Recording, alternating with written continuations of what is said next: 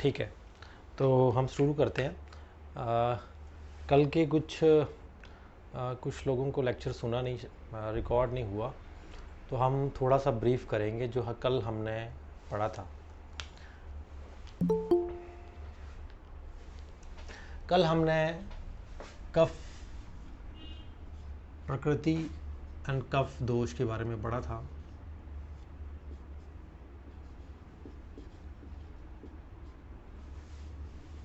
और पित्त प्रकृति और पित्त दोष के बारे में हम पढ़ा था।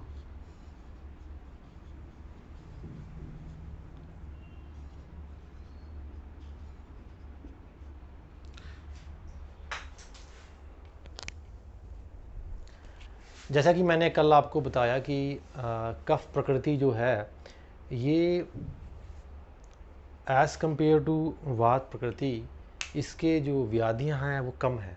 लगभग 40 डिजीज़ इसमें हम ब्रॉडली देखी जाती है, जो कि प्योरली कफज होती है।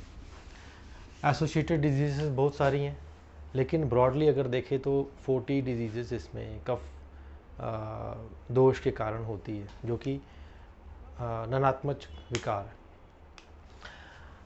कफ प्रकृति या kapha dosha, kapha means a base, a solid base और nutrition. Kapha source of nutrition है बॉडी में। अगर वात एक पाथवे प्रोवाइड करती है बॉडी में, एक सोर्स प्रोवाइड करती है गमन का, तो कफ न्यूट्रिशन का सोर्स प्रोवाइड करती है और पित्त एनर्जी का सोर्स प्रोवाइड करती है। सो कफ एक टाइप का एनर्जी सोर्स है। ध्यान रखें, अगर मैं अभी कफ की जो बात कर रहा हूँ, ये कफ प्राकृत कफ है।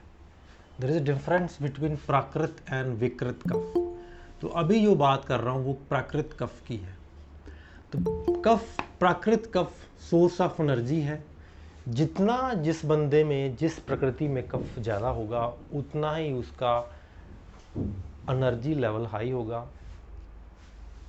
दूसरा, स्ट्रेंथ उसकी अच्छी होगी।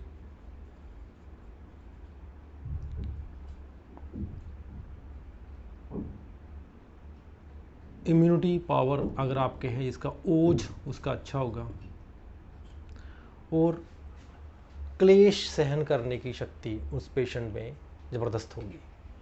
क्लेश मीन्स कि डिफरेंट टाइप्स के स्टिमुलस, चाहे वो बॉडी के अंदर है चाहे बॉडी के बाहर है, उनको फेस करने की जो पावर है वो कफ वाले पेशेंट में ज़्यादा होगी एज़ कंपेयर टू वात और पित्त। सो क्लेश सहन करने की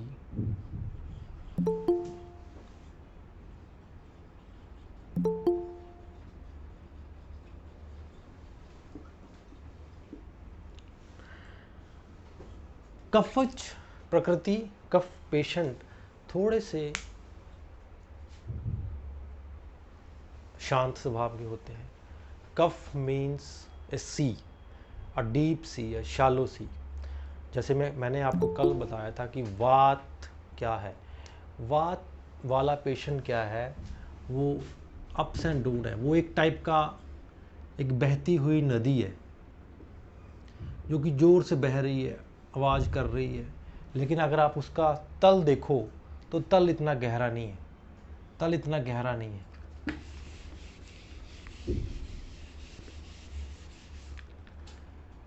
ये अगर वात वाली नदी है, बह रही है ये, तो उसका जो बेड है वो इतना गहरा नहीं है। आपने सुना होगा अक्सर कि जो नदी बड़ा आवाज़ करती है, साउंड करती है, वो गहरी नहीं होती। और जो जितनी शांत होती है, लाइक सी, जो जितना शांत रहता है, स्टेबल रहता है, उतना वो गहरा होता है। सो कफ प्रकृति कफ दोष मीन्स ठहराव, एक गहरापन शरीर में। और ये अकेला शरीर पे लागू नहीं होता है, ये पूरी बॉडी पे लागू होता है, पूरी मानसिक लेवल तक। कफ प्रकृति वाले व्यक्ति या स्त्री या पुरुष डीप होते हैं, स्टेबल होते हैं।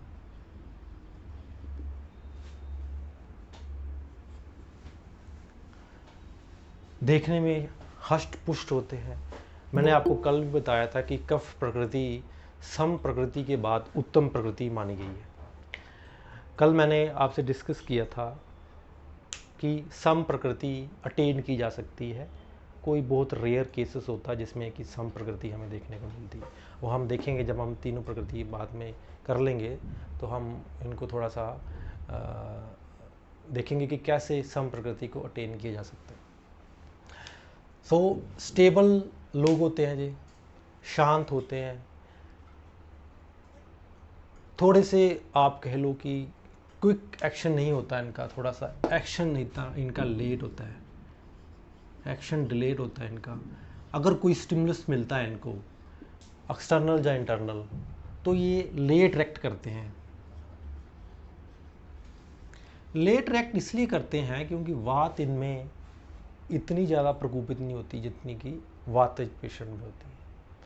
सो वात जब ज़्यादा प्रकोपित ना हो तो ये स्टिमुलस के लिए इतना सेंसिटिव नहीं होते। कल मैंने आपको बताया कि जो इंद्रियां हैं, इंद्रियां क्या हैं, हमारी बाहर के एटमॉस्फेयर के साथ हमें कनेक्ट करती है। जो इंद्रिय अधिष्ठान है, हमारी जितनी भी 5 इंद्रियां हैं, 5 इंद्रियां हैं, इनके अधिष्ठान होते हैं। अधिष्ठान मीन्स द स्टार्टिंग पॉइंट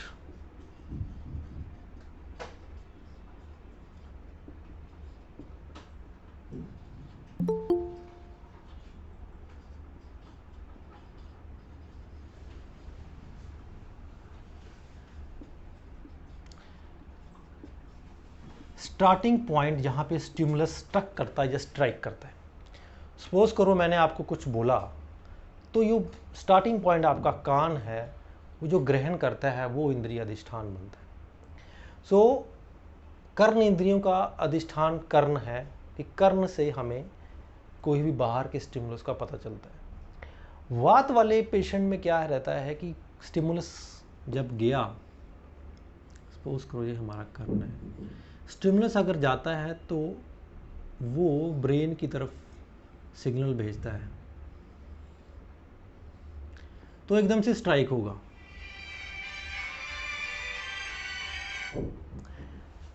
तो एकदम से स्ट्राइक होगा, स्ट्राइक इन द सेंस अगर तो कोई इसको तंग करने वाला सिग्नल है तो एकदम से रिएक्ट करेगा, कोई हर्ष देने वाला सिग्नल है तो वो रिएक्ट करेगा। मतलब रिएक्शन जो होगी वो क्विक होगी। अगर पेशेंट, वात वाला पेशेंट अगर हाई एनर्जी में है तो रिएक्शन जो होगी वो एकदम से होगी, क्योंकि मैंने आपको बताया कि वात वाला पेशेंट 2 पोल के बीच में घूमता रहता है। वो जो या तो कभी हाई एनर्जी में रहेगा या कभी लो एनर्जी में रहेगा, कभी एक्साइटेड होगा, कभी डिप्रेस्ड होगा। तो जो भी जिस सिग्नल में अगर उसको सिग्नल अभी मिला हाई में तो वो एकदम से रिएक्ट करेगा, अगर लो में मिला तो वो रिएक्ट करेगा। वात वाले की ये खासियत है कि जब अगर दोनों सिग्नल में मिलता है, लेकिन अगर हाई में उसको सिग्नल में उसको हाई एनर्जी में उसको सिग्नल मिलता है, तो हो सकता है कि पॉसिबिलिटीज़ है कि वो आउटकम जो होगी वो अच्छी रहेगी, करुणा हो सकती है, प्रोडक्टिविटी हो सकती है। अगर लो में रहती है तो प्रोडक्टिविटी हमेशा नेगेटिविटी में जाती है, जो क्रिया का प्रतिक्रिया उसको मिलेगी वो हमेशा नेगेटिविटी में जाएगी। लेकिन कफ वाले पेशेंट में मैंने आपको बताया कि कफ जो है वो एक टाइप का कशन की तरह काम करता है, अधिष्ठान और स्टिमुलस के बीच में एक कशन की तरह काम करता है। सिग्नल जब आएगा तो वो इतनी जल्दी से स्ट्राइक नहीं करेगा, इसलिए कफज पेशेंट जो है वो थोड़े से स्टेबल रहते हैं, जल्दी क्लेश में नहीं आते, जल्दी प्रताड़ित नहीं होते, उनकी क्रिया इतनी जल्दी नहीं आती। लेकिन अगर कोई ज़्यादा देर तक उनको तंग करता है, कोई ज़्यादा स्टिमुलस देता है उनको, तो कफज पेशेंट की जो दुश्मनी है वो काफ़ी देर तक, लंबी तक रखते हैं वो। मतलब अगर या तो बिल्कुल इग्नोर करेंगे या फिर वो डीप तक उसकी बात को रखेंगे। वात वाले पेशेंट में ऐसा नहीं है। वात वाला पेशेंट रिएक्शन देगा, उसके बाद वो शांत भी हो जाएगा, क्योंकि वो गिल्ट फीलिंग में रहता है। वो रिएक्ट करेगा, उसको लगेगा कि ये बुरा हुआ है, वो बाद में गिल्ट फीलिंग में आएगा और वो शांत भी हो जाएगा। लेकिन कफज वाले में ये अपोजिट रहता है। कफ वाले प्रकृति में कौन कौन सी व्याधियाँ जो होती हैं, मैंने आपको कल भी बताया था, हम थोड़ा सा ब्रॉडली थोड़ा सा संक्षिप्त में देखेंगे उसको। सबसे पहले मेटाबॉलिक सिंड्रोम इन पेशेंट को होता ही है अगर ये प्राकृत कफ से थोड़ा सा हट जाते हैं, ऊपर चले जाते हैं, मतलब they are prone to metabolic syndrome. Metabolic syndrome में ओबेसिटी आ जाती है, हाइपरलिपिडीमिया, इस्चेमिक हार्ट डिजीज़। तो ये चीज़ें इन पेशेंट में कॉमनली देखने को मिलती हैं। प्लस कफज कुष्ठ इन पेशेंट को काफ़ी देखने को मिलता है।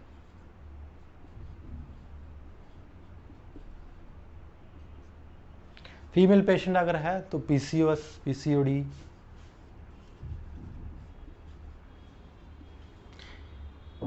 मेल पेशेंट, फीमेल पेशेंट अगर दोनों है, लेकिन मेल में मैंने देखा है कि यूरिट्रिक कोलिक काफ़ी उनको देखने को मिलते हैं, फैटी लीवर,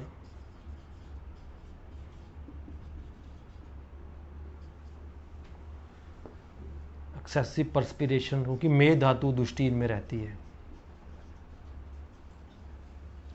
तो ये सारी चीज़ें इन पेशेंट्स में देखने को मिलती हैं। और भी सारे बड़े सारे रोग हैं जो इनको देखने को मिलते हैं, लेकिन ब्रॉडली अगर हम देखें तो ये सारी व्याधियाँ इनमें ये प्रोन होते हैं डिजीज़ के लिए। कफ प्रकृति वाला पेशेंट जो है उसको आचार्य बोलते हैं इसकी कफज की चिकित्सा शत्रु के समान करनी चाहिए। शत्रु के समान का कहने का भाव ये है कि कटु उष्ण तीक्ष्ण चिकित्सा, इनमें हम जो द्रव्य यूज़ करेंगे वो तिक्त, कटु, उष्ण द्रव्यास यूज्ड इन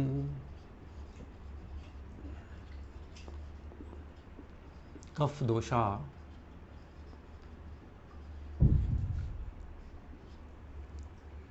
तिक्त रसा, कटु रसा, उष्ण वीर्य। अगर कफ पित्त के साथ जुड़ा है तो इफ पित्ता इज इन्वॉल्व तो तिक्त रसा चलेगा। अगर कफ वात के साथ जुड़ा है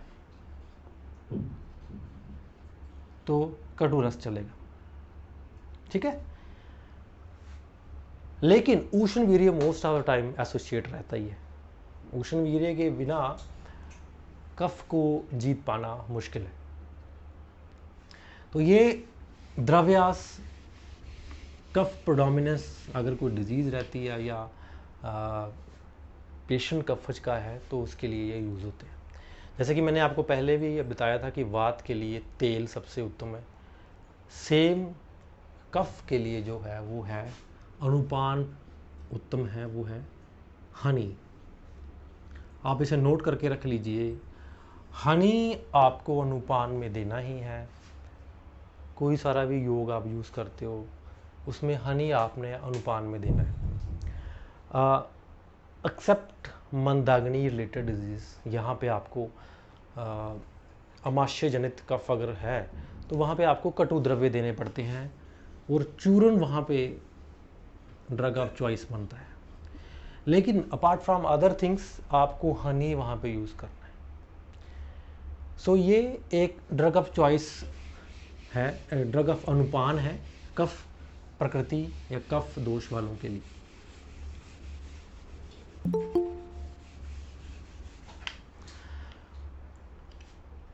इन डिटेल में हमने कल इसको पढ़ा था कि कफ में क्या क्या करना है। आगे जब हम नेक्स्ट लेक्चर्स में पढ़ेंगे प्रकृति एनालिसिस में हम डिटेल में जाएंगे, प्रकृति कैसे बनती है, जब हम इन डेप्थ एनालिसिस करेंगे कि हाउ ए बॉडी फॉर्म है ना, मानसिक प्रकृतियाँ देखेंगे, शारीरिक प्रकृतियाँ देखेंगे, उनकी एसोसिएशन देखेंगे, तो हम और डिटेल में डिस्कस करेंगे। अभी आप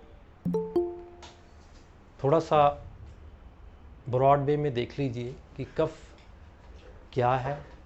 अच्छा, ये कहाँ स्थिर करता है? वैसे तो मैंने आपको पहले भी बताया कि हमने एज बीइंग ए क्लिनिशियन आपने पूरे स्थान, पूरे शरीर में मानना। मैं इसके टाइप्स में नहीं जाऊँगा कि क्या क्या टाइप्स है इसकी। अपना ये मान के चलना है कफ हर जगह विद्वान है, लेकिन मूड जो स्थान है उसका अमाशय है। तो इसलिए ज्वर, अतिसार, ये आचार्यों ने कफ प्रेरित डिजीज माना है, और इनमें लंघन सबसे उत्तम माना है। अगर कफ अमाशय में बढ़ता है, जिसके स्थान में बढ़ता है, तो लंघन इज द बेस्ट ट्रीटमेंट। लंघन का मतलब ये नहीं है कि आप बिल्कुल फास्टिंग पे आ जाओ। लंघन बहुत टाइप्स का है, डिपेंडिंग अपॉन द पेशेंट बला, पेशेंट अग्नि। आप लघु आहार दे के भी लंघन करवा सकते हो, इंटरमीडिएट करवा सकते हो, आप युवागु पेय कल्पना दे सकते हो। तो लंघन अलग अलग टाइप्स का, वो हम आगे देखेंगे। तो लंघन भी कफज प्रकृति वालों के लिए बेस्ट माना गया।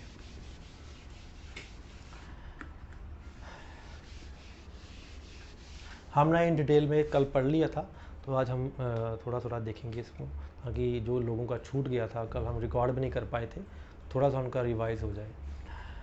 पित्त जो दोष है, अब हम पढ़ेंगे पित्त दोष। पित्त दोष और पित्त प्रकृति।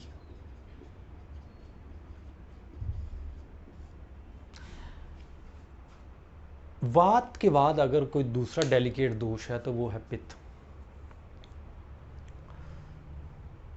कह सकते हो खतरनाक दोष है तो वो है पित्त। कुछ आचार्य बोलते हैं कि जैसे आचार्य सुश्रुत कि पित्त की चिकित्सा सबसे पहले करनी है, और मेरा ये मानना है कि काफ़ी हद तक वो सही कहते हैं कि पित्त की चिकित्सा सब, अगर तीनों दोषों में कोई एक दोष आपको पहले कम करना पड़ रहा है तो एमरजेंसी में पित्त को कम करना है। पित्त रक्त दोष, जिसको आचार्य सुश्रुत ने बोला है, सेम वैसा भी है। पित्त को विष के साथ भी तुलना की गई है, अगर बढ़ जाता है तो पित्त को आप अग्नि के साथ रिलेट कर सकते हैं, ये अग्नि है। पित्त प्रकृति वालों के क्या लक्षण होंगे? पित्त प्रकृति वालों के लक्षण देखने में जो कैरेक्टरिस्टिक फीचर्स होंगे, वो एक फेयर कम्प्लेक्स्ड लोग होंगे, गोरे जिसको बोलते हैं ना, गोरे लोग, फेयर कम्प्लेक्स्ड लोग। मुख पे तिलियाँ जिसको बोलते हैं वो होंगी, व्यंग जो तिलियाँ। दूसरा जो मेन इनका फीचर है वो है एंगर इश्यूज इनको रहते हैं। पालित्य इनको अक्सर रहता है। वात रक्त इनको प्रिडोमिनेंटली हो जाता है अगर ये थोड़ा सा भी मिथ्याहार विहार करें। मुखपाक,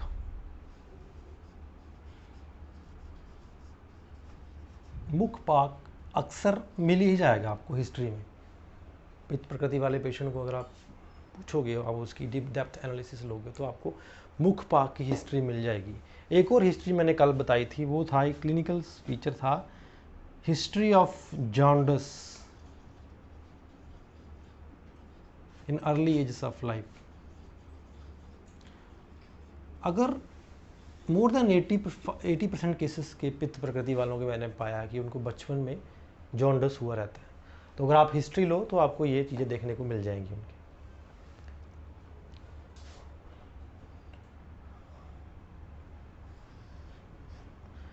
पित्त प्रकृति वाले patient, they are intelligent patient, patient की बात कर रहा हूँ, पर्सनैलिटी देखे तो पित्त प्रकृति वाले पेशेंट इंटेलिजेंट होते हैं, ग्रास्पिंग पावर इनकी अच्छी रहती है, लेकिन जल्दी इरिटेट हो जाते हैं। आल्दो दे आर इंटेलिजेंट, लेकिन ज़्यादा चीज़ें ये ग्रास्प नहीं कर सकते, अटेन नहीं कर सकते, वो कफ प्रकृति वाले कर सकते हैं। ज़्यादा इनकी धारण की शक्ति इनमें कम रहती है। तो ये चीज़ें जो हैं पित्त प्रकृति वालों के हम मोटे मोटे हमने क्लिनिकल फीचर्स देखेंगे, बाकी हम आगे देखेंगे। अब बात आती है चिकित्सा की, पित्त दोष की चिकित्सा क्या करनी है। देखो, पित्त दोष की चिकित्सा अगर शोधन में जाए तो विरेचन है, वात की वस्ती है, वमन की, कफ की वमन है। लेकिन अगर ड्रग की बात करें तो घृत बेस्ट है इनके लिए। घृत is the drug of choice for पित्त दोष।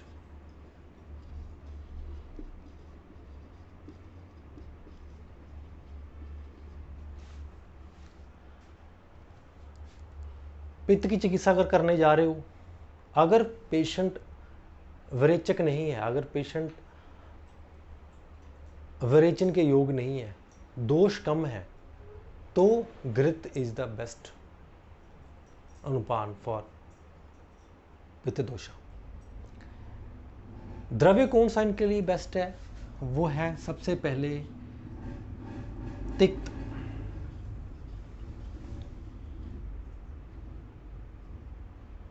मधुर और कषाय।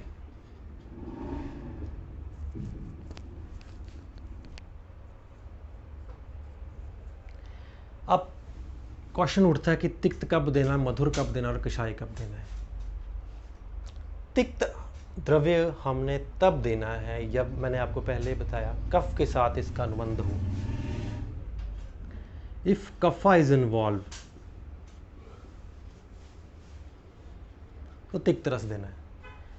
और अगर वात इन्वॉल्व है, इफ वाता इज इन्वॉल्व, तो हमें मधुर रस देना है। और अगर रक्त इन्वॉल्व है, अकेला पित्त इन्वॉल्व है, तो हमें कषाय रस देना है।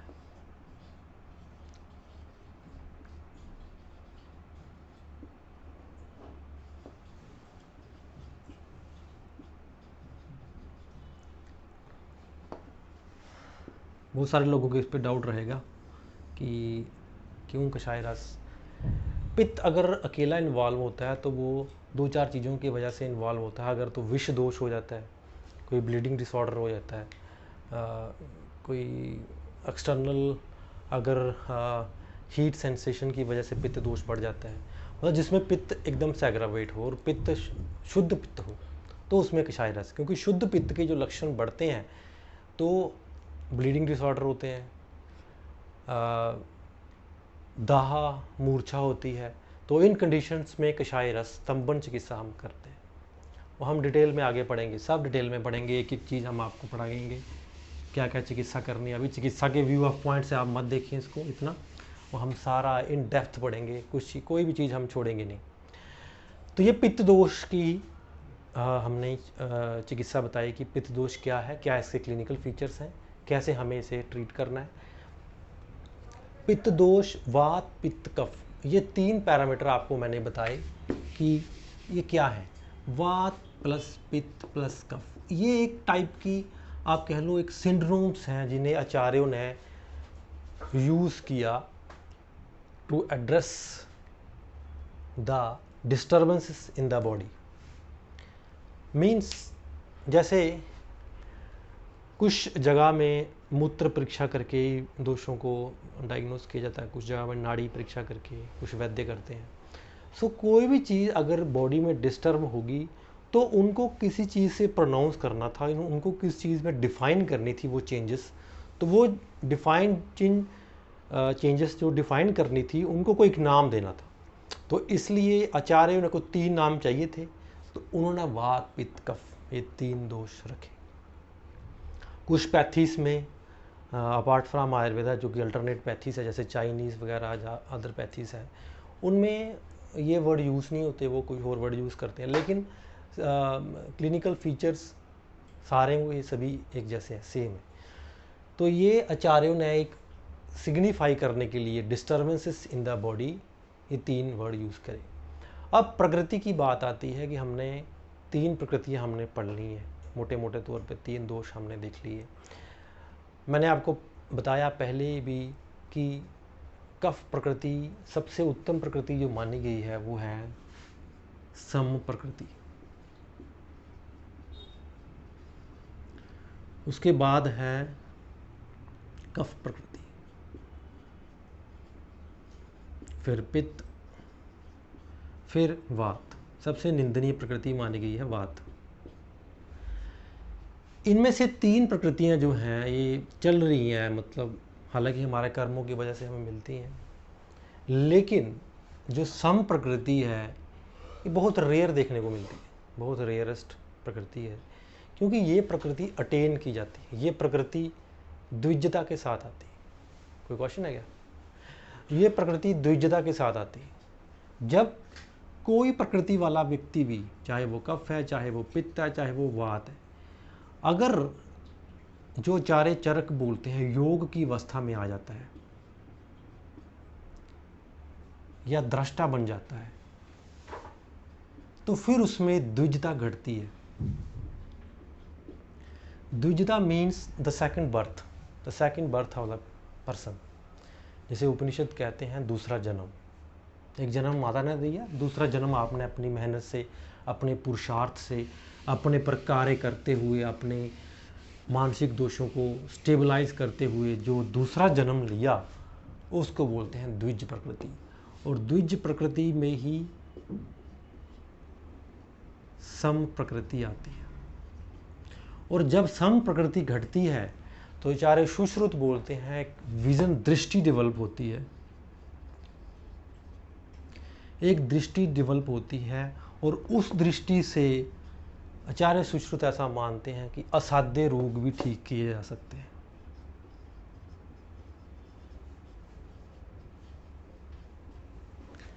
वेरी डिफिकल्ट टू अटेन, लेकिन अटेन हुई है, अटेन की है। और ऐसा नहीं आजकल अटेन नहीं हो रही, आजकल भी अटेन, लेकिन रेयरेस्ट ऑफ द रेयरेस्ट। आचार्य सुश्रुत बोलते हैं कि योग तप से सिद्ध हुआ वैद्य असाध्य रोगों को भी ठीक करता है। तो दृष्टि जब ये डेवलप होती है, और इस दृष्टि को डेवलप, ये ऐसे नहीं है कि आप किसी बाहर की चीज़ों से, बाहर के कार्यकलापों से आप इसको अटेन कर सकते हैं। इसको अटेन आप हुए हैं, लेकिन आपको थोड़ा सा बोध अगर हो जाए, थोड़ा सा अवेयरनेस हो जाए, अगर आप थोड़े से अपने थॉट प्रोसेस को समझ लें, अगर आप शून्य हो जाए, दृष्टा बन जाए, तो ये आज ही अटेन की जा सकती है। चक्रपाणी बोलते हैं दृष्टा जो है चाहे तो पतंजलि के थ्रू अटेन करें, जैसे पतंजलि, चारे पतंजलि बोल रहे हैं, आसन, यम, प्रत्याहार वगैरह, समाधि, इसमें समाधि लास्ट है, या आचार्य चरक के द्वारा। अगर पतंजलि के द्वारा अटेन करनी है तो आपको 8 फेजेस से गुजरना पड़ेगा। अगर चरक के कहने के मात्र से अटेन करनी है तो सिर्फ दृष्टा मात्र बनना पड़ेगा आपको। तो ये चीज़ें अटेन की जा सकती हैं सम प्रकृति। जब सम प्रकृति बनती है, जब आप नियर टू सम प्रकृति होते हो, तो निदान बड़े अच्छे बनते हैं आपके। क्योंकि अभी क्या होता है कि जिस दोष की प्रोडोमिनेंस हम में होती है, हमारी बॉडी में होती है, हमारी विज़न उससे आच्छादित रहती है। कुछ लोगों को देखना आप, कुछ लोगों को पित्त ही पित्त दिखता है हर जगह, उनके हर डायग्नोस में पित्त रहता है। कुछ लोगों को वात ही वात दिखता है, कुछ लोगों को कफ दिखता है। जिस दोष की प्रोडोमिनेंस वैद्य के शरीर में हो, और अगर वो बढ़ी हुई है और वो उसने कंट्रोल नहीं की हुई है, उसके मानसिक स्तर पर भी है, तो उनके डायग्नोस में आप देखोगे कि उस दोष की प्रोडोमिनेंस रहेगी, उस दोष का एसोसिएशन रहेगा। तो इसलिए आचार्यों ने द्विजता पर जोर दिया, क्योंकि द्विज जब हो जाते हैं, सम प्रकृति हो जाती है, तो जो दोष जैसा है वैसा आप देख सकते हो। ये हमने ब्रॉड वे में तीनों प्रकृतियों का देखा कि वात, पित्त, कफ तीनों दोष कैसे होते हैं। वात के साथ अगर पित्त मिलता है तो उसके मिक्स सिम्टम होंगे। अगर वात के साथ वात प्लस पित्त किसी की प्रकृति होती है, तो जो क्लिनिकल फीचर्स बनेंगे वो डिपेंड करेगा कि वात कितने परसेंट है। अगर वात 50% वात है, 50% पित्त है, तो 2 सिम्टम वैसे ही देखने को मिलेंगे। अगर 40 है तो आप उसके हिसाब से सिम्टम देख सकते हो।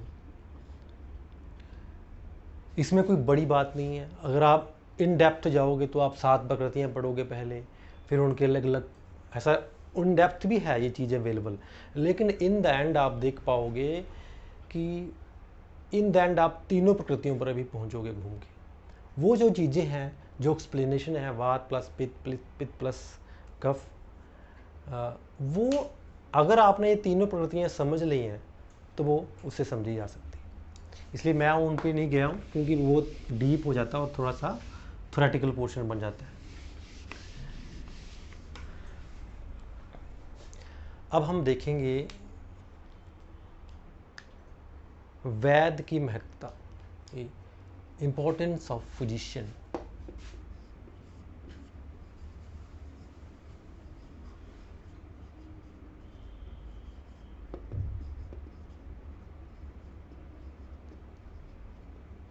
हम चिकित्सा के चतुष्पाद देखते हैं ना, चतुष्पाद हमने पढ़े होंगे कि रोगी, परिचारक, औषध और वैद्य,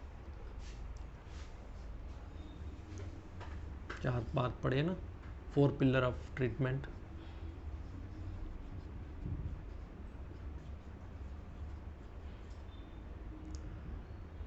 patient, attendant, medicine and the last one physician. देखो, मैं आपको अपने एक्सपीरियंस से बताता हूँ, आपको इन चीज़ों को देखने की ज़रूरत है ही नहीं है। जो हमारे हाथ में नहीं है उसको काटा मारो, उसको देखने की ज़रूरत नहीं है। ये चीज़ें आप इनको कंट्रोल नहीं कर सकते। हाँ, कुछ लोग कहेंगे कि मेडिसिन को कंट्रोल कर लें। मैं ये नहीं कह रहा हूँ कि आपको इनको, मेरा कहने का मतलब यह कि आपको इनको स्टडी करने की ज़रूरत नहीं है। आप इस पर ध्यान दीजिए, आप इसको स्ट्रॉन्ग कीजिए। ये सारी चीज़ें मैनिपुलेट हो जाती हैं। ये सारी चीज़ें थ्रू युक्ति आप नियर टू 100% लेके चले जा सकते हो। सपोज करो आचार्य सुश्रुत, आचार्य चरक ने फिजिशियन को, वैद्य को प्रधानता दी है।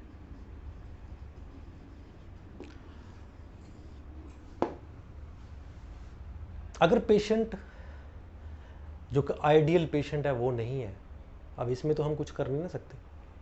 नंबर ऑफ पेशेंट कम है, आइडियल पेशेंट आपके पास नहीं है।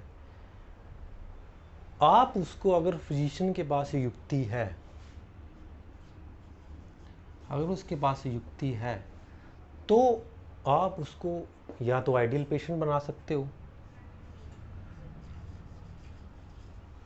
उसको रेक्टिफाई करके, उसको समझा के, या नियर टू आइडियल पेशेंट बना सकते हो।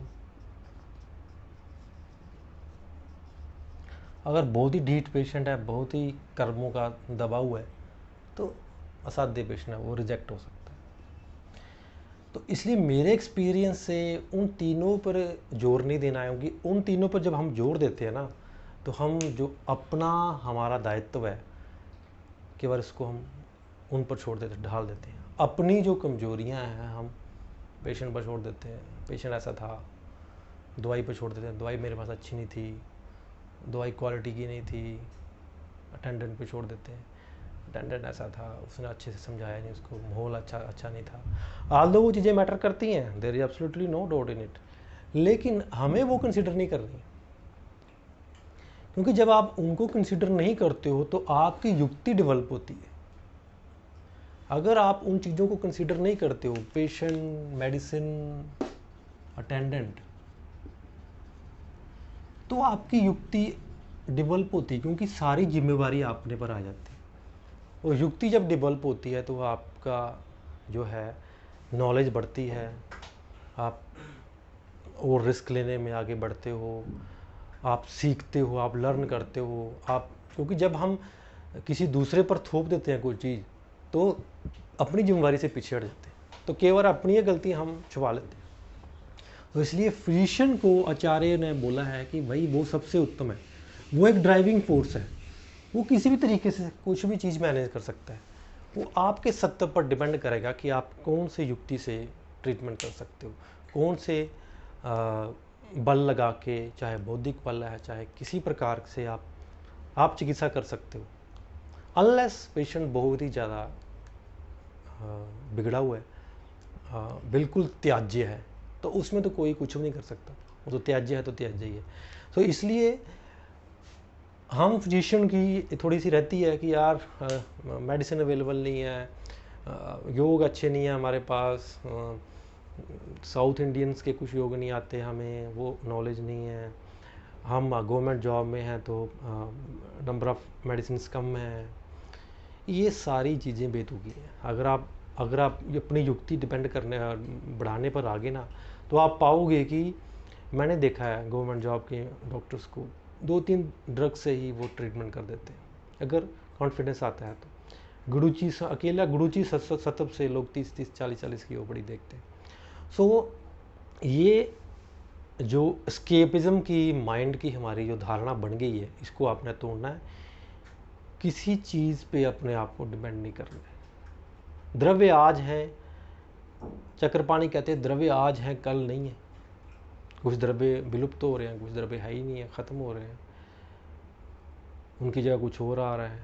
तो अगर आप अपने को स्ट्रॉन्ग करते हैं, सिद्धांत अपने क्लियर रखते हैं, अपनी युक्ति बरकरार रखते हैं, बढ़ाते रहते हैं, तो किसी भी चीज़ की ख़त्म होने से आपको कोई भय नहीं रहेगा, कोई चीज़ आप डिपेंडेंट्स नहीं रहोगे। मैंने आपको बताया कुछ, शायद मेरी बात बड़ी हाइप्ड लगी हो, मैंने आपको ये कहा कि अगर आपको अपने आयुर्वेद की नॉलेज है तो आप एलोपैथी से भी आयुर्वेद के दोषों को शांत कर सकते हो, बिल्कुल फैक्ट है ये।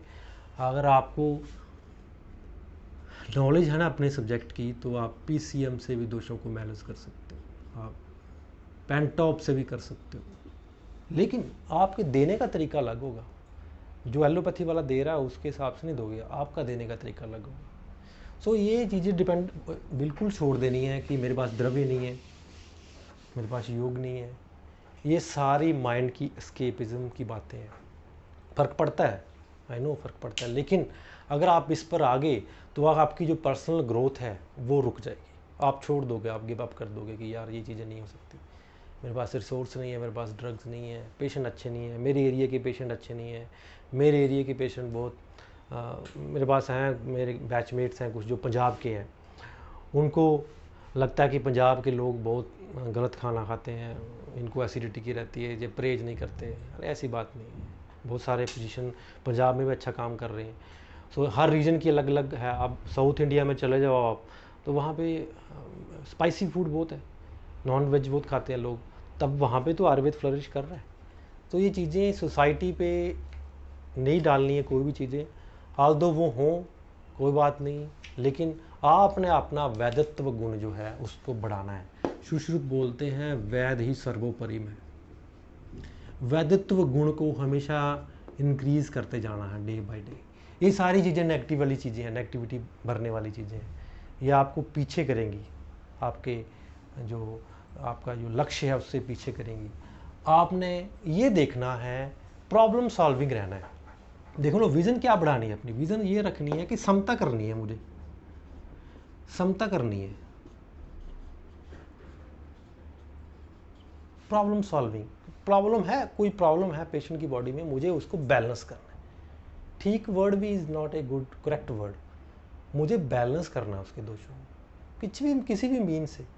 तो द्रव्य अपने आप है तो वात पित्त कफ तीन ही दोष है ना, तो समता करनी है। मैंने आपको बोला समता द्रव्य से नहीं होती अकेली, द्रव्य तो बहुत छोटा सा पार्ट है, समता तो उसकी थॉट से स्टार्ट हो जाती है।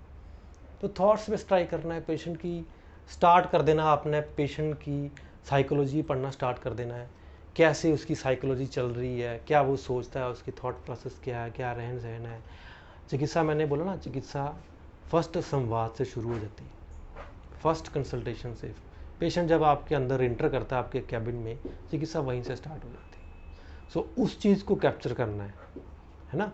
आप अगर सप्लाई चेन को तोड़ते हो ना, सप्लाई चेन को अगर आप तोड़ते हो तो आप 80% चिकित्सा तो वहीं कर दे रहे हो। और supply chain most of time हमारे वैद्यों में क्या है, खान पान, मिथ्याहार विहार, ये बंद करवा दो, वो बंद करवा दो, ये आप करवाई जा रहे हैं कब से, लेकिन बात नहीं बनती दिखती। वो करवाने से साथ साथ पीछे भी जाना है, उसके थॉट प्रोसेस पे वर्क करना है। जैसे कि मैंने पहले अर्लियर लेक्चर में आपको बताया है, वो लेक्चर्स दोबारा सुनो। अगर आपको डाउट है उनको बार बार सुनो, एक बार सुनने में नहीं बात बनेगी, उनको बार बार सुनो, उन पे वर्क करो। आगे भी हम पढ़ेंगे, जैसे जैसे हम चिकित्सा स्थान पढ़तेंगे, अभी तो हम फाउंडेशन कर रहे हैं, ऐसे हम डिफरेंट टाइप की चिकित्सा पढ़ेंगे, उनमें हम ये चीज़ों को और डीपली और तह तक जाएंगे। डिफरेंट टाइप्स के योग्स, मैंने आपको जैसे पहले दिन भी कहा था कि हम कोई भी चीज़ छोड़ेंगे नहीं। जो भी योग, मैं सारे योग यूज़ करता हूँ जो भी इंडियन मार्केट में आज तक अवेलेबल है। अपने भी मेरे पास बड़े स्पेशल योग हैं, तो कोई भी चीज़ है जिसका मैंने एक्सपीरियंस नहीं किया वो नहीं है। तो हम हर एक चीज़ कवर करते जाएंगे। स्टार्ट से योग भी देखेंगे जो बिल्कुल बेसिक लेवल के हैं, और बहुत हाई एंड वाले योग भी देखेंगे जो कि बहुत कम लोग बनाते हैं, क्योंकि फैक्ट्रीज वो बनाती नहीं है। तो उस लेवल तक भी जाएंगे हम, लेकिन उस लेवल तक जाने से पहले आपको पहले अपना फाउंडेशन, नीचे वाला जो स्तर है उसको स्ट्रॉन्ग करना है। तो आज हमने पढ़ा वात कफ दोष, उसके सिम्टम, क्लिनिकल फीचर्स, उसकी चिकित्सा। फिर हमने पित्त दोष देखा, पित्त दोष क्या है, उसके क्लिनिकल फीचर क्या है, उसमें ड्रग्स रहती हैं, कौन कौन से दोष डिजीज़ प्रिडोमिनेंटली उनको होती है, क्या क्लिनिकल फीचर्स रहते हैं। फिर हमने सम प्रकृति के बारे में देखा कि सम प्रकृति क्या है, कैसे उसे अटेन किया जा सकता है, और एक वैद्य के लिए सम प्रकृति कितनी ज़रूरी है। उसके बाद हमने चिकित्सा के चतुष्पाद देखे। चतुष्पाद में भी हमने वैद्य के गुण को ज़्यादा बढ़ाया, वैद्य के गुण को ज़्यादा हमने एलेबोरेट किया कि कैसे कम रिसोर्सेस, हर चीज़ अनफेवरेबल होने के बावजूद भी अगर वैद्य निपुण है, वैद्य युक्ति युक्त है, तो वो कुछ ना कुछ वैल्यूज़ पेशेंट की लाइफ में ऐड कर सकता है।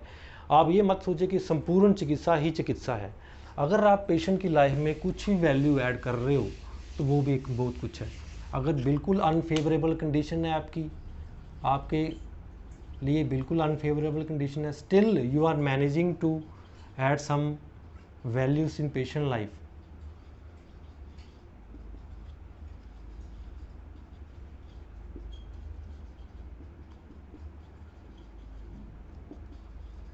तो वो भी अपने आप में बहुत बड़ी बात है। अगर आप इसको उसके थॉट प्रोसेस पे भी स्ट्राइक कर देते हैं ना, तो मैं कहता हूँ कि वो इतना खुश और इतना उसको लगेगा कि मेरा चिकित्सा सफल होगी, क्योंकि वो चीज़ें उसकी लाइफ टाइम के लिए यूज़ होने वाली।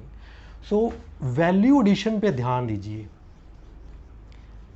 व्याधि को ऐसे हम क्या सोचते हैं, व्याधि को पूरा ख़त्म करो जी, पूरा जड़ से निकालो जी, उसको छोड़ दो जी, उसको निकाल दो। वो तो बहुत लिटर चीज़ है, उस पर बहुत सारी चीज़ें डिपेंड करेंगी, बहुत सारे फैक्टर डिपेंड करेंगे। वैल्यू एडिशन पे फोकस करो। आप ये देखो कि पेशेंट मेरे पास आया है, सादे उसको बाद में देखो, आप देखो कि मैंने कुछ ना कुछ एडिशन देना है, इसको कुछ देना है। जब इस भाव से आप उतरोगे ना, तो वैद्यत्व गुण आपके अंदर बढ़ता जाएगा, डे बाय डे वैद्यत्व गुण बढ़ता जाएगा। नए नए अपॉर्चुनिटीज़ आती जाएंगी, नए नए विजन्स डेवलप होंगे, नए नए रास्ते आएंगे। आपको पता भी नहीं चलेगा कि क्या क्या रास्ते आएंगे आपको।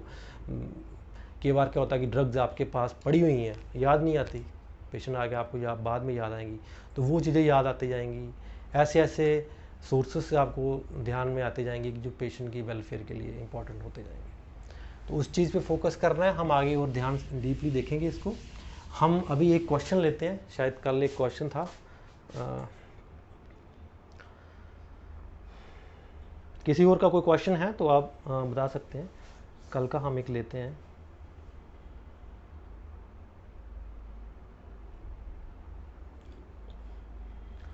Good evening, sir. I have a doubt regarding Vata and Kapha dosha. According to our context of Adhyay 1 of the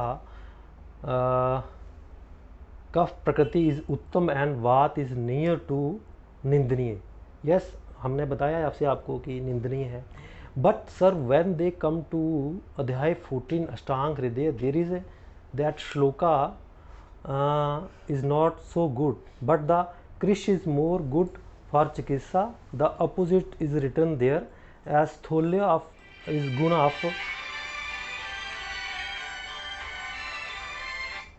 Stholya is guna of Kapha and Krisha is a guna of Vata. दोषा प्रधान व्यक्ति। I am adding the सूत्र also kindly tell sir. ठीक है, मैं इनका question समझ गया हूँ ये क्या पूछना चाह रहे हैं। डॉक्टर साहब ये पूछना चाह रहे हैं कि आपने जैसे बोला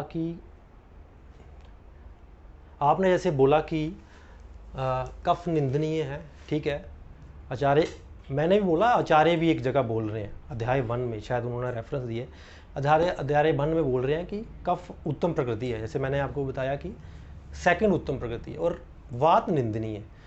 तो डॉक्टर साहब बोल रहे हैं कि एक जगह तो आचार्य बोल रहे हैं chapter 1, I think, let me, है ना, अज्यूम कर लेते हैं। चैप्टर 1 में आचार्य भागवत बोल रहे हैं कि कफ जो है उत्तम प्रकृति है। एक उनका स्टेटमेंट ये बनता है। फिर वो कहते हैं कि वात जो है वो निंदनीय है। फिर 11वें अध्याय में आचार्य भागवत कहते हैं, आई थिंक यहाँ पे पूरा पहुँच नहीं पा रहा, 11वें अध्याय में आचार्य भागवत कहते हैं कि स्थूल्य व्यक्ति, obese person is not good when it comes to treatment, and krish person is good when it comes to treatment। तो डॉक्टर साहब बोल रहे हैं कि भाई ये दोनों चीज़ें कॉन्ट्राडिक्ट नहीं हो रही, कि कफ जो है एक साइड तो चारे बोल रहे हैं कि उत्तम है, उत्तम प्रकृति है, लेकिन ओबीस पर्सन में कफ बढ़ता है, वो बोल रहे हैं कि ओबीस पर्सन में कफ दोष रहता है, तो वो कैसे गुड नहीं है ट्रीटमेंट में। और वात जो है निंदनीय है, लेकिन कृष व्यक्ति, पतले बंदे में वात दोष बड़ा रहता है, तो उसमें आचार्य ने बोला कि ये उत्तम है। मैं आपको बताता हूँ कि दोनों स्टेटमेंट सही हैं। यही हमसे गलती होती है, हमारे प्रोफेसर हमें पढ़ा नहीं पाते, नॉलेज नहीं है, शुरू से हम यही पढ़ते आ रहे हैं, इसलिए बहुत सारे जो यंग स्टूडेंट्स हैं उनको आयुर्वेद कॉन्ट्राडिक्ट लगता है, उनको कंफ्यूज रहते हैं। जैसे वो पीजी की नेक्स्ट क्वेश्चन है, मैं देखता हूँ दोबारा, दूसरा क्वेश्चन देखूंगा, पहले हम ये कवर कर लेते हैं। पीजी के जो स्टूडेंट्स हैं उनको भी ये डाउट रहता है कि यार एक आचार्य कुछ कह रहा है, दूसरा आचार्य कुछ कह रहा है। मैं आपको थोड़ा जल्दी से बताता हूँ, because we are running out of time. Kapha जो है, यहाँ पे जो आचार्य बात कर रहे हैं वो प्योर प्रकृति की बात कर रही है, प्रकृत प्रकृति, यहाँ पे विकृत नहीं है। यहाँ पे जो बात हो रही है विकृत दोषों की बात हो रही है। ओबीस पर्सन में जो कफ विकृत रहेगा और कृष में वात एक्सेसिव बड़ी रहेगी, क्योंकि जब मैंने आपको पहले ही बताया कि कफ दोष की चिकित्सा शत्रु के समान करनी, तो जिसकी शत्रु के समान चिकित्सा करनी पड़ रही है तो फिर चिकित्सा में अच्छा तो नहीं होगा ना, सिंपल सी बात है। और जिसकी जो पुत्र के समान जिसकी चिकित्सा करनी पड़ रही है वो एज कंपेयर टू शत्रु के समान थोड़ा सा अच्छा रहेगा। कफ दोष, क्योंकि शत्रु के समान चिकित्सा करनी है तो आपको एक्सेसिव अमाउंट में कटु द्रव्य, उष्ण द्रव्य, तिक्त द्रव्य देने पड़ेंगे। और इसका एक लॉजिक और भी है, उसका एक लॉजिक हम आगे पढ़ेंगे, वो लॉजिक है अमाशय में जब हम ज़्यादा कटु तिक्त उष्ण मेडिसिन देते हैं तो अमाशय में वात प्रकोपित हो जाती है। वात जब प्रकोपित हो जाती है तो वायु का शोषण हो जाता है। तो ऐसे पेशेंट में वायु जब कोष्ठ में प्रकोपित हो जाती है अमाशय में, तो भोजन बड़ी जल्दी सूख जाता है, ड्राई अप हो जाता है, ऐसे चारक बोलते हैं। जिस ड्राइनेस की वजह से पेशेंट को बार बार क्षुधा लगती है, और जैसे बार बार क्षुधा लगती है तो इसलिए ओबेसिटी का ट्रीटमेंट ए बिट डिफ़िकल्ट है। इसका रीजन एक्सप्लेनेशन यही है। वात का पेशेंट ट्रीटमेंट क्या, आपने खिलाना है उसको, मधुर रस देना है, आपने उसको तर्पण करना है। मधुर रस क्या है, सात्विक है हमारे लिए, अच्छा है, हम खा सकते हैं, बचपन से खा रहे हैं। आप मधु घृत तेल दोगे उसको, अच्छी अच्छी चीज़ें खाने को दोगे, पकवान देंगे, रसायन देंगे, तो उसके लिए अच्छा है, पेशेंट उसमें खुश रहता है, उसको लगता है कि अच्छी चीज़ जा रही है और उसको आनंदित होता है। कफ वाले पेशेंट में आप उसको तीक्ष्ण चीज़ें दोगे, उसको कहोगे कि यार खाना मत खा, डाइटिंग कर, है ना, और उसको रूखा सूखा खाने में दोगे जो कि पहले वो मधुर खाता आ रहा है, तो उसके लिए वो मानसिक तौर से भी उसको प्रताड़ित करने वाली चीज़ें हो जाती हैं। इसलिए ओबेसिटी की ट्रीटमेंट डिफ़िकल्ट है, कृष की ट्रीटमेंट आसान है, क्योंकि कृष में हमें उसमें अच्छी अच्छी चीज़ें देनी है, मधुर रस वाली चीज़ें देनी है, दही देना है, दूध देना है, मांस रस देना है, रसायन देना है, बस्तियाँ देनी है, अभ्यंग करना है, उसको उसे पुत्र के समान बड़ा करना है, पालना है उसको, तो वो उसको अच्छा लगेगा। इसलिए ये चिकित्सा अच्छी है। ये वाली चिकित्सा नकारात्मक चिकित्सा है, उसको डांटना है, उसको रोकना है, उसकी आदतों को रोकना है, उसको रिस्ट्रिक्ट करना है, इसलिए चिकित्सा अच्छी नहीं है। तो ये इसका पॉसिबल एक्सप्लेनेशन है। अगर आपको स्टिल कोई डाउट रहता है तो हम देखेंगे नेक्स्ट लेक्चर में। अभी मेरा टाइम क्लोज हो रहा है, 7:30 तक का मेरे पेशेंट वेट कर रहे हैं। तो आपके जो क्वेश्चंस हैं, सभी ने क्वेश्चन भेजे हैं, हम नेक्स्ट लेक्चर में पूरी इन डेप्थ इसको देखेंगे। डॉक्टर साहब ने जो लेक्चर क्वेश्चन भेजा था उनसे मैं पूछना चाहता हूँ कि अगर वो ज्वाइंट है, अगर वो सेटिस्फाइड है तो हम क्लोज करते हैं, अगर नहीं सेटिस्फाइड है तो मैं थोड़ी एक्सप्लेनेशन और देने के लिए तैयार हूँ। डॉक्टर माधव करके थे शायद, यस ठीक है, तो ही सेटिस्फाइड। ठीक है, नेक्स्ट टाइम जब ये टॉपिक हम पढ़ेंगे ओबेसिटी और कृषि वाला, हम और इन डेप्थ में पढ़ेंगे इसको।